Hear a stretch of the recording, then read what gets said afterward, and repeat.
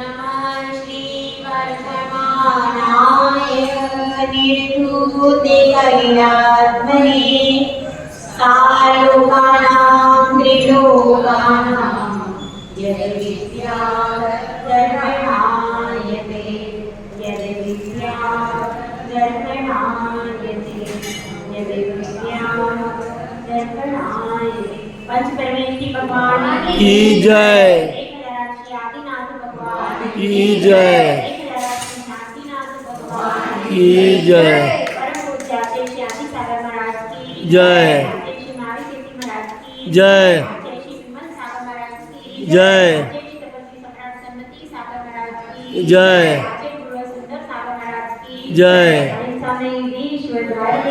जय जय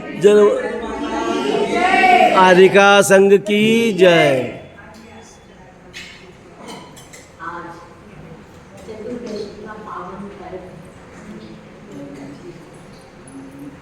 पर्व का अर्थ होता है गान।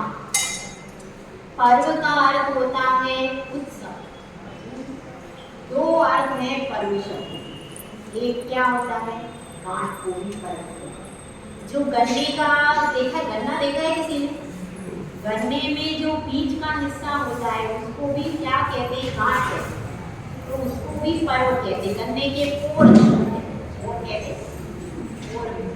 तो उस तरह से पर्व शब्द के दो अर्थ हैं, एक तो गांठ और दूसरा उत्सव। तो यहाँ पर जो हम पर्व मना रहे हैं ये शाश्वत पर्व कहा जाता है। उसका अष्टमी और चतुर्दशी शाश्वत पर्व कहा जाता है। शाश्वत से मतलब क्या है? शाश्वत से मतलब यह है अनादिकाल से चला आ रहा है। कभी भी ऐसा नहीं हुआ कि यह नया हो गया। दीपावली और रक्षाबंधन ये कैसे पर्व है भाई? शाश्वत नहीं है, क्योंकि महावीर भगवान का निर्वाण हुआ तब से दीपावली प्रारंभ हुई। 700 मुनियों पर उपसर्ग का निवारण हुआ तब से रक्षाबंधन प्रारंभ हुआ। जो पर्व घटना विशेष से प्रारंभ होते हैं वे शाश्वत हैं, लेकिन जिनके लिए कोई घटना विशेष निमित्त नहीं है, जो वैसे ही अनादिकाल से चले आ रहे हैं, वे शाश्वत पर्व हैं। तो शाश्वत पर्व कौन कौन से हैं अपन देखें।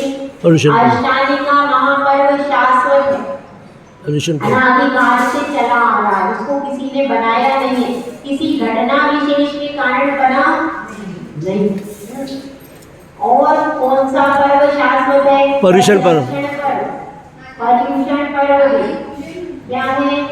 शाश्वत है। अष्टालिका साल में कितने बार आती है? 3 बार। कब आती है? कब? आषाढ़, फाल्गुन और माघ में। आषाढ़, कार्तिक और फागुन।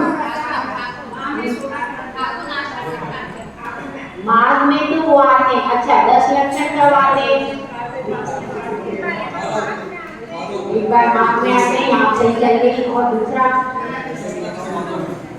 ठीक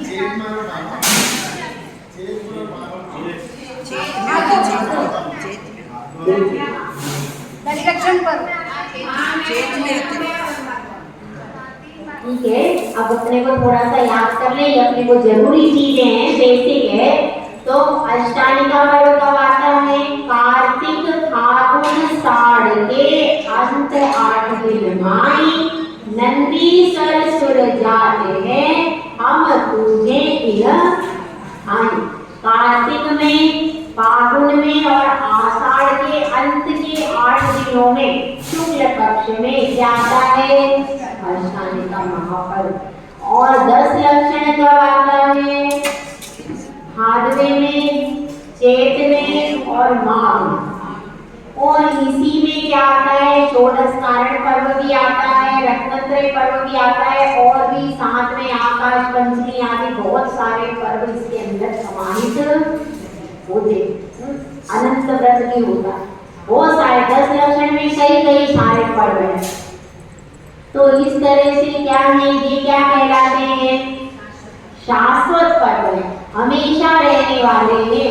प्रलय काल आता है, उसके बाद जैसे ही धर्म की शुरुआत होती है वैसे ही ये पर्व चालू।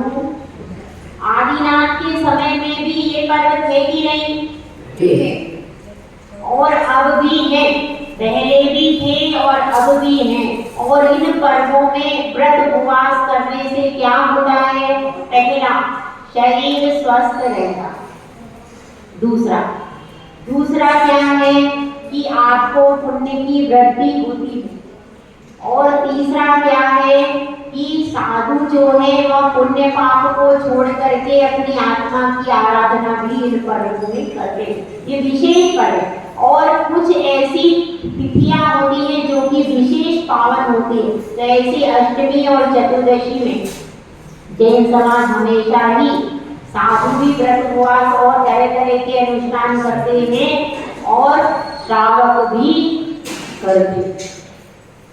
तो इस तरह से अपने को यह समझना है कि पर्व, एक पर्व तो गांठ होती, तो गांठ को, इन पर्वों का उद्देश्य वास्तव में यह है कि हम मिथ्यात्व और कषाय की गांठ को खोलें। उस गांठ को खोलने के लिए यह पर्व आते हैं, ना कि हम मंदिर में आए, अभिषेक में किसी से लड़ाई हो गई तो कषाय बांध करके तो नहीं, अरे उसने मेरे से कलश ले लिया, मैं कर रहा था, मुझे झड़क दिया, क्या हुआ, यहीं पर कषाय खोलने का समय था, यहीं पर कषाय बांध करके चले गए।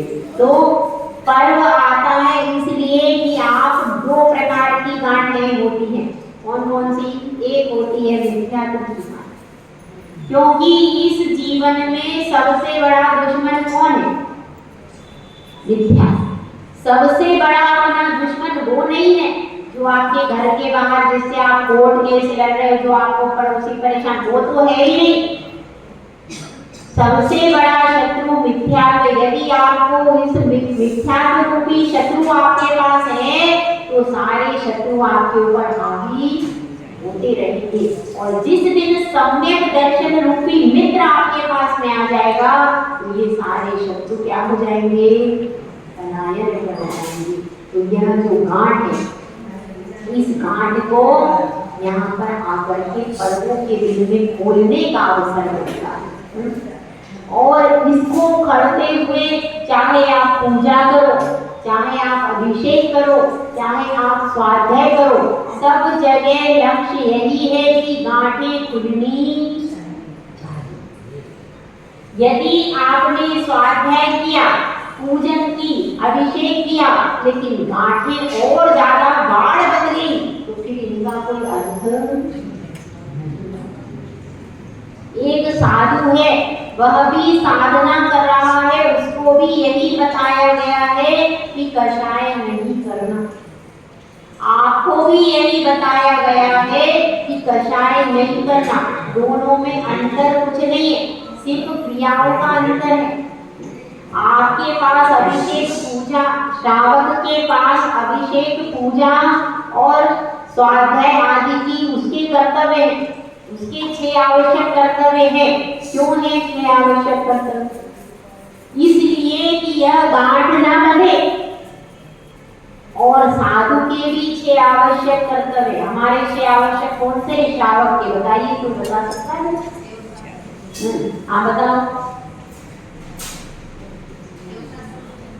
देवशास्त्रों की पूजा और स्वाध्याय और दान और तप, 4 ही हुए।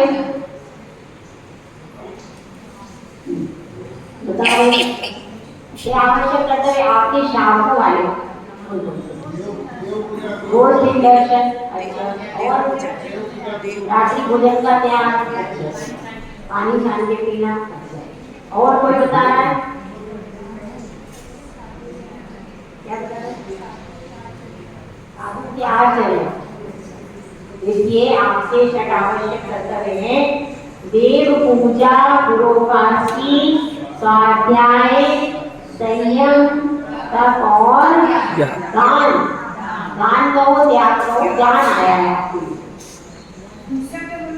देखो, देव पूजा, गुरु उपासना, स्वाध्याय, संयम, तप और दान। तो जो पर्व के दिन है, इन दिनों में आपको रोज छठ आवश्यक कर्तव्य ना कर पाओगे, लेकिन कम से कम पर्व के दिन तो अवश्य ही करना चाहिए। और कह दिया चाहे कुंद कुंद स्वामी में रहणसार में दानम पूया मुखम न सावया तेल बिना। दान और पूजा ये दो श्रावक के मुख्य कर्तव्य हैं। इसके बिना श्रावक संज्ञा प्राप्त नहीं। तो यह मुख्य कर्तव्य, यदि दो मुख्य कर्तव्य कर लिए तो आपके लिए क्षमा हो जाएगी बाकी। लेकिन आपने दो नहीं करे और केवल स्वाध्याय करने बैठ गए तो आपको क्षमा नहीं। इसलिए ये ध्यान रखना, दान और पूजा तो रोज करना ही है। अब देखिए, पूजा तो आप रोज कर ही लेते, दान कैसे करोगे? जब कोई साधु आएगा तो उसको आहार आदि दे पाओगे और फिर अपने चौके में दे दोगे। अपने चौके में देते हो, अच्छा है। लेकिन कोई साधु गांव में आया है तो अपना कर्तव्य होता है कि आप भले ही चौके में रोज नहीं जा पा रहे, हम सिद्ध चक्र विधान कर रहे हैं या हम कोई पूजा कर रहे हैं, तो अपनी सामग्री से कुछ भी उसको ऐसा सामान, फल है और मेवा है, कुछ भी ऐसा सूखा सामान तो अपन चौके में पहुंचा सकते हैं, सब्जी ही दे सकते हैं। कहीं दूध की व्यवस्था नहीं बन रही तो दूध की, ये तो सब सूखी चीजें, इसके लिए सोने का भी होना जरूरी है क्या? तो ये सब सामग्री भी आप अपने तरीके से दे सकते हो। ये जरूरी नहीं कि आप सोने का वस्त्र पहन करके ही दे सकते हो आप, वो तो बहुत अच्छा है। लेकिन अगर वो नहीं कर पा रहे हैं किसी कारण से, तो अपना द्रव्य आदि ही उसमें अगर आपने सहयोग कर दिया तो आपको उसका भी पुण्य लग सकता है। सर्वोत्तम क्या है कि आप स्वयं अपना सामग्री लेकर के आओ, उसका शोधन करो और शोधन करके फिर साधु को करो, वो सर्वोत्तम। अब वो नहीं कर पा रहे तो फिर क्या कर सकते हैं? तो अपना जो भी द्रव्य है वह कम से कम साधु को आप पहुंचा सकते हो कि नहीं? पहुंचा। तो आपका कम से कम रोज का, साधु गांव में विराजमान, रोज का आपका आहार दान में चीज चलेगी कि नहीं? रोज पुण्य आपका हो सकता है। हाँ, जब साधु विराजमान नहीं है तब तो हो ही नहीं सकता, लेकिन जब साधु विराजमान है तब आप इस तरह से उस वस्तु को चौके में पहुंचा दो तो क्या होगा? आपका आहार दान। और ये भी पूछ सकते हैं कि चौके में किस वस्तु की कमी है। हो सकता है जो चौका लगा रहा है उसकी आर्थिक स्थिति अच्छी नहीं, तो आप जो आपकी शक्ति है अपनी शक्ति के अनुसार क्या कर दो? उस वस्तु की पूर्ति कर दो जो चौके में अवेलेबल नहीं है और जो साधु के स्वास्थ्यवर्धक वस्तु है। ऐसा आप कर सकते हो, ठीक है, यह कर सकते हैं। और जब साधु नहीं है तो कम से कम मंदिर जी में भी 1 रुपए का भी दान किया तो दान। तो अब अपनी बात यह चल रही है, यह सब षट आवश्यक कर्तव्य कब करने योग्य है? प्रतिदिन करने योग्य, और प्रतिदिन तो करना ही है। अष्टमी चतुर्दशी को विशेष तौर से मन वचन काय से करना चाहिए। यदि हम नहीं कर पाते हैं तो फिर देखिए हमारा जिनकुल में आना सार्थक नहीं हुआ। तो वह पर्व आते हैं। अब जैसे आज अष्टमी का पर्व, अष्टमी का पर्व के कितने दिन है? 2 दिन। 2 दिन बचे। आज चतुर्दशी के दिन बहुत सारे जगह 500 अर्घ चढ़ करके विधान हो रहा है कि नहीं? हो रहा है। और क्या हो रहा है? और कल, आज और कल 2 दिन सबसे ज्यादा अर्घ चढ़ाते हैं और सबसे ज्यादा भक्ति भाव से पूजा करते हैं लोग। चतुर्दशी के दिन भी उपवास आदि करते हैं। जिनका व्रत है वो पूर्णिमा के दिन व्रत पूर्ण होता है तो उस दिन उपवास करते हैं। अपन थोड़ा सा नंदीश्वर गीत का देख लेते हैं। नंदी ईश्वर दीप में कैसा है 163 कोड़ी करोड़ योजन प्रमाण उसका पूरा छे टोटल। ये अपने इसमें जयमाला में आता है 163 कोड़ी योजन। तो वह पूरा उसका योजन रूप क्या है इसका योजन बहुत बड़ा होगा और अपन उसमें उसकी कल्पना नहीं कर सकते इतना बड़ा यह योजन हो जाएगा। इसके बाद क्या है उसमें 4 पर्वत है। कौन कौन से हैं 4 ऋषि 4 अंजन गिरी राजी। चारों दिशाओं में 4 पर्वत है अंजन गिरी। कैसे हैं ढोल संग ऊपर तले सुंदर। 4 ऋषि 4 अंजन गिरी राजी। चारों दिशाओं में 4 अंजन गिरी पर्वत है। और इसका आकार कैसा है शेप कैसा है ढोल के समान और रंग कैसा है अंजन के समान। नाम लिखा है ना अंजन गिरी। अंजन गिरी का मतलब क्या हो गया काले रंग के पर्वत है वो। बिल्कुल अंजन कैसा होता है काला तो वे सब पर्वत काले रंग के हो गया। 4 दिशा बनाओ 163 कोड़ी योजन मतलब चौकोर है उसकी 4 दिशाओं में 4 हो गए अंजन गिरी। ठीक है 4 ऋषि 4 अंजन गिरी राजनी सहस्र 84 एक दृष्टा। और कितने उनका विस्तार कितना है 84,000 एक पर्वत का मतलब बहुत ज्यादा बड़े पर्वत है। और फिर कैसे पर्वतों की संख्या देख लेते हैं कि एक 4 ऋषि 4 शुभ बावरी 1 लाख योजन अमल जल। अब उनमें एक दिशा में 4 बावड़ी है। तो एक रति तरफ अपन ने एक अंजन बनाया उसके चारों तरफ बना लो 4 बावड़ी। अभी हमारे पास मैप नहीं हमारा बना हुआ उसकी चारों तरफ क्या हो गई 4 बावड़ी। एक अपन ने बनाया था ना क्या बनाया था अंजन गिरी की चारों दिशाओं में पूरब पश्चिम उत्तर दक्षिण में एक बावड़ी। ठीक है अब उस बावड़ी में के अंदर एक पर्वत है। पर्वत का नाम क्या है उन बावड़ी के अंदर दधिमुख पर्वत है। कितने हैं एक बावड़ी में एक दधिमुख 4 ऋषि 4 शुभ बावड़ी 1 लाख योजन अमल कर रही। उनका विस्तार कितना है 1 लाख योजन की तो वो बावड़ी है। अमल जल भरी यानी उसमें किसी प्रकार की मलिनता और 4 दिशा 4 वन और बावड़ी है।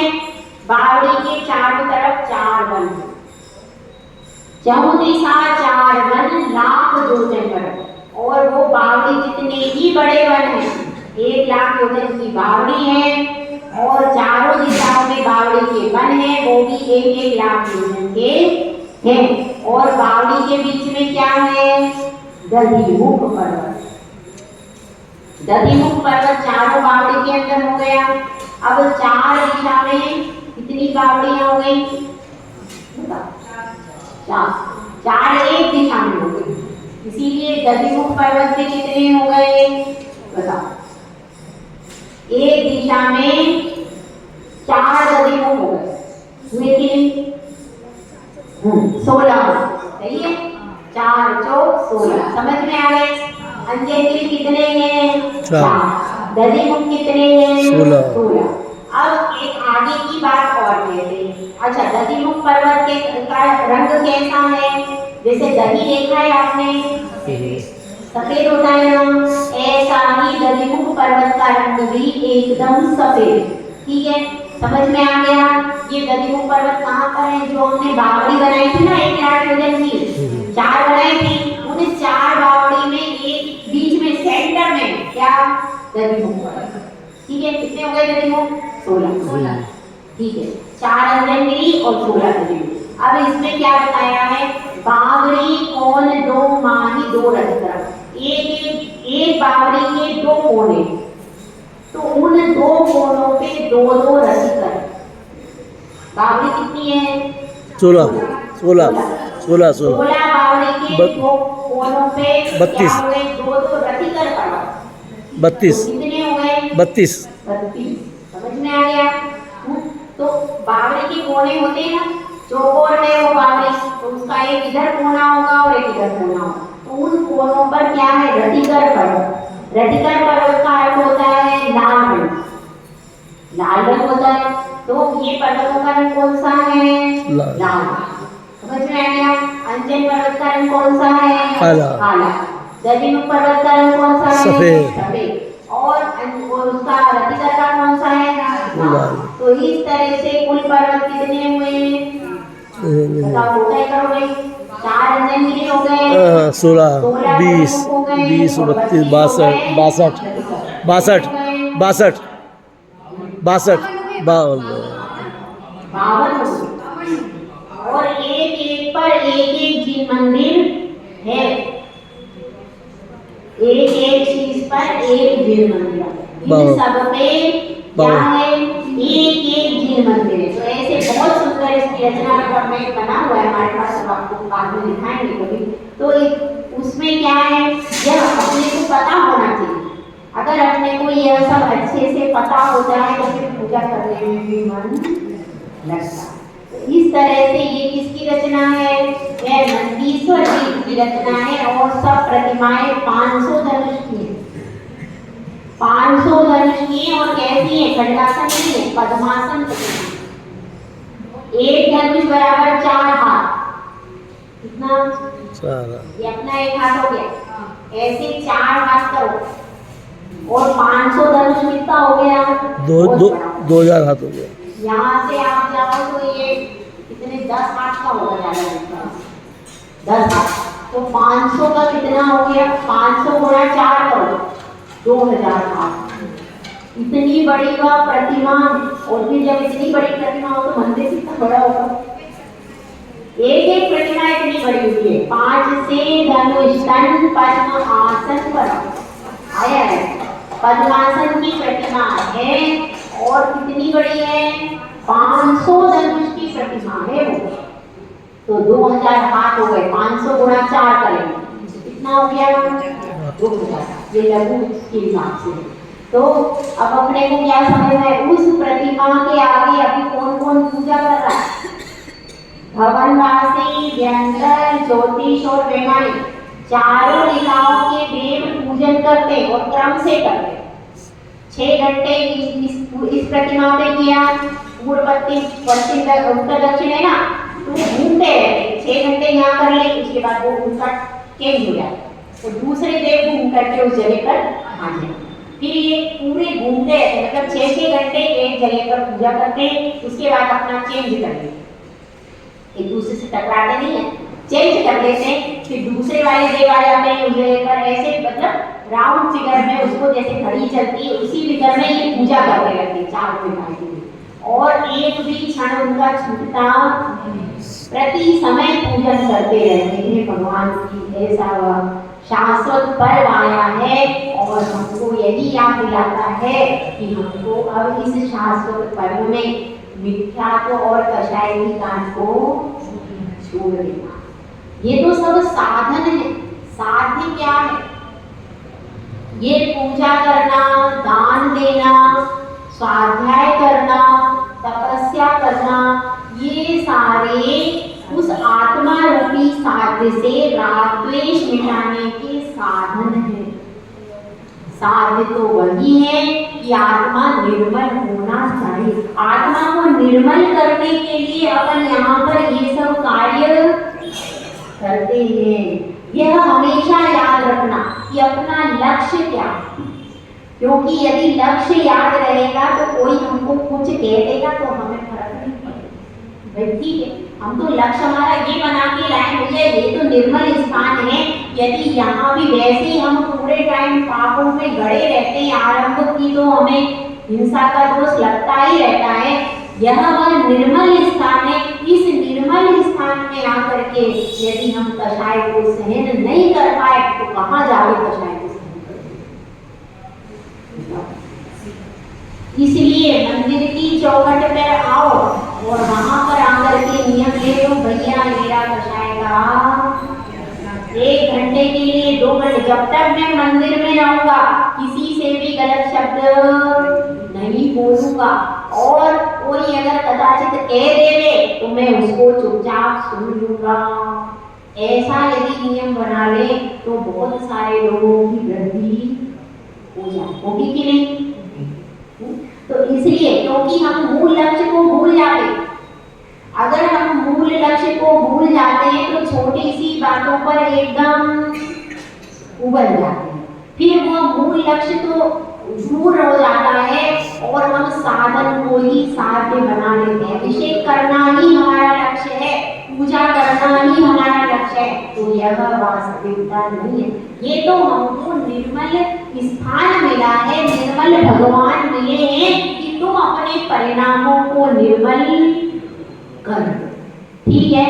तो साधन तो बहुत उत्तम है, तो अपने साध्य को भी वैसा ही उत्तम बनाना चाहिए। आज हम चतुर्दशी है, चतुर्दशी के दिन 14 गुण स्थान होंगे। किसमें प्राप्त किए जाते हैं? कौन सी गति में 14 गुण स्थान प्राप्त किए जाते हैं? एकमात्र मनुष्य गति ऐसी है जिसमें 14 गुण स्थान प्राप्त किए जाते हैं। तो आपको उस 14 गुण स्थान को प्राप्त करना है। यह कौन याद दिलाता है? चतुर्दशी याद दिलाती है कि तुम्हारी यह मनुष्य पर्याय बहुत कीमती है। यह 14 गुण स्थान को प्राप्त करने के लिए मिली है। देव गति में 1 से 4 होते हैं, नरक गति में 1 से 4 गुण स्थान होते हैं, भूमि में 1 से 4 गुण स्थान होते हैं। केवल मनुष्य गति है जिसमें आप 14वें गुण स्थान में आ सकते हो और मोक्ष भी। इसलिए अपनी अपनी आत्मा से अशुभ कर्मों को हटा करके सब चतुर्दशी के दिन अपनी आत्मा को निर्मल बनाएं। और एक और सूचना आपको दे दें, कल गुरु पूर्णिमा है, तो यहाँ पर